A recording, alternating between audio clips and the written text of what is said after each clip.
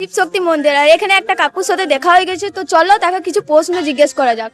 তো শ্রাবণ মাসে কাকু শিব শক্তি মন্দিরে জল কেন ঢালা যায় আর অন্য অন্য মন্দিরেও?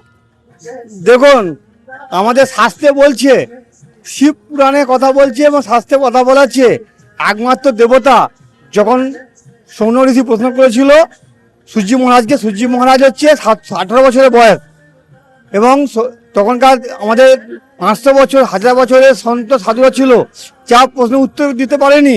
একমাত্র সূর্য মহারাজ বলেছিল যে একমাত্র দেবতা যা তৎকাল ফল মেলে, তৎকাল পাপ থেকে মুক্তি লাভ পাওয়া যায়, সমস্ত জল ঢাললে সমস্ত দেবদেবীর পূজন হয়ে যায়।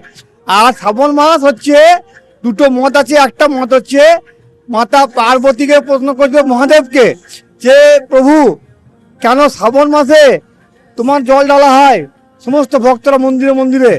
তখন ওরা বলেছিল শ্রাবণ মাসটা মহাদেব হেসে বলেছিল পার্বতী তার কারণে তুমি দায়ী। কেন? তুমি তপস্যা করেছিলে যে আমাকে পাওয়ার জন্য, এবং শ্রাবণ মাসে সেইটা হয়ে যায়।